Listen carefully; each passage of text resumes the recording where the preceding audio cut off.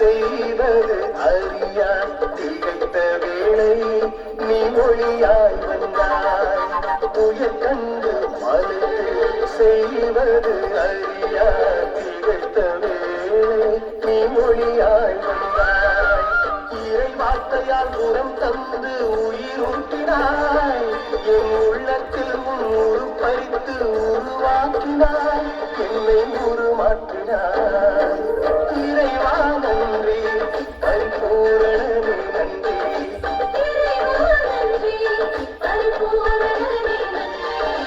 ஆண்டாண்டு காலமாய் என்னுடன் நீ நடந்தாய். என் வாழ்வில் நீ செய்தாய் அற்புதங்கள் நன்றி.